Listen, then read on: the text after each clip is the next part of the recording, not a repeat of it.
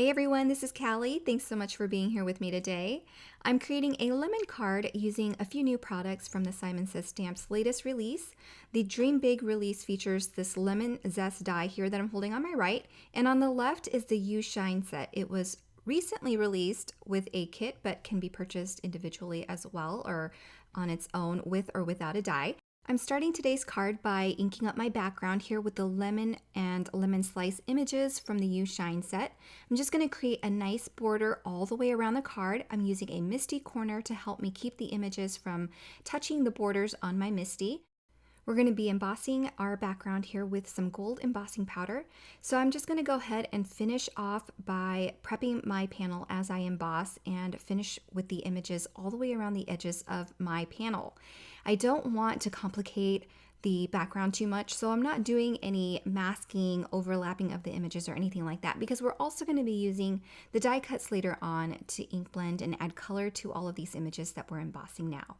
Okay, so I have finished stamping my background or my border, and now I'm going to go ahead and add some gold embossing powder all the way around all over those stamped images, making sure there's full coverage and getting rid of any strays before heat setting the images on my panel.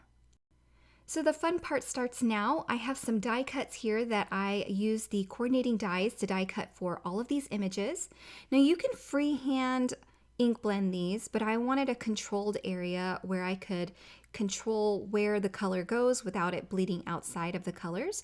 So I used the die cuts as stencils, and I think this is a great way to keep those colors confined to the images where you want them. Since I'm just ink blending small areas, my paper was kind of moving all over the place, so I pulled out my Tim Holtz grip mat. I've sized this to an A2 size panel, so it's going to hold my paper in place as I ink blend everything. This product has been out for a couple of months now, and I wish I would remember to use things more often. You know, we just accumulate supplies, and when it's out of sight, it's kind of out of mind for me, so I just need to leave it out in a place where I can see it often, because it really was a great tool to have for this technique. All right, so I am just going to finish and ink blend the flowers first. I'm using a very light hand so that I don't get any harsh marks from my blending brush, and I'm just picking up a little bit of ink at a time, dabbing it off on the top of my lid to make sure that I can get those bristles to pick up the ink more evenly, and then use circular motions to ink blend the color onto my flowers and my foliage. I'm using all Pawsitively saturated inks today, and for the flowers I use some Cheeky ink. It's kind of a light plush color. I really love it. Okay, so now we're moving on to this lemon slice here that also has leaves attached to it. I'm just going to use the negative, not the negative, but the inner part of the die cut, and I'm just going to mask off the lemon portion so that I can ink blend the leaves without it bleeding into the lemon slice. And I'm sort of going to do the same thing with this other one here. I'm just going to have to maneuver it as I ink blend to keep that green ink from bleeding onto the lemon. So I'm not only using these die cuts as a stencil, but I'm also using them as a mask. So it's a great way to add color, again, to specific areas on your panels without getting ink all over the place and blending into each other. Now I've moved on to the yellow. This is Sunbeam ink, and I've added a little bit of yellow at the center of my blossoms there with a round detail blending brush. And now I'm going to go back to my small blending brush and ink blend the rest of the lemons and the lemon slices, adding more ink around the edges of the lemon and going lighter towards the center. And at the very center, I'm going to do just a little bit darker like I would at the edges. It just gives the lemon and lemon slices a little bit more interest and a little bit more dimension.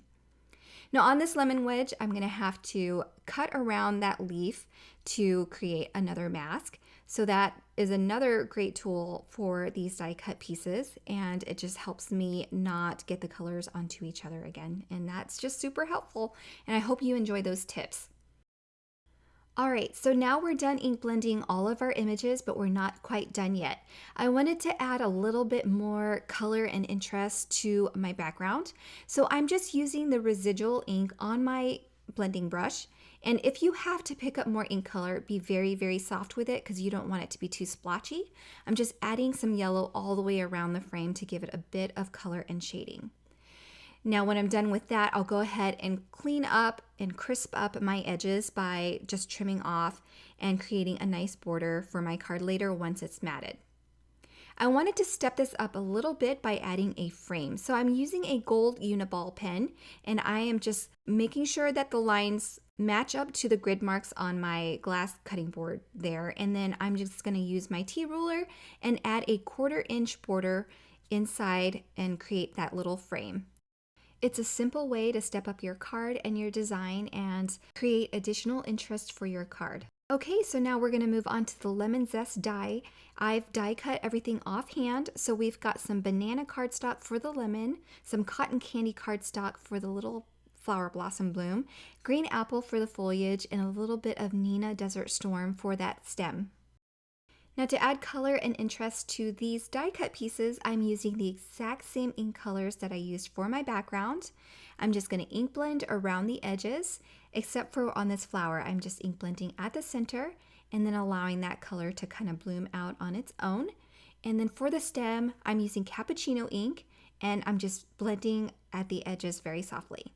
Simon Says Stamp also has their own 3D foam squares now, so I'm going to be using those to attach these lemon zest images or die cuts onto my card. So I added the lemon itself with foam adhesive for some dimension. So I'm doing the same thing with that first leaf, but on that second leaf, I want to create some depth. And because I had all those foam squares at the bottom of my lemon, I had to kind of trim off my leaf to get it to look like it's tucked underneath. I finished attaching it with my flower and the little flower center, and now I'm going to attach this whole card panel onto a card base. Now to finish, I'm going to add some sequins, and this is from the Sunflower Fields mix, also from the Dream Big release. I'm going to position where I want all of my sequins, and then I'll attach it down with some liquid adhesive. And that finishes my lemon card for today. I hope you enjoyed this. If you like the products that I use, be sure to check out the links below, as everything will be linked in the descriptions for your convenience.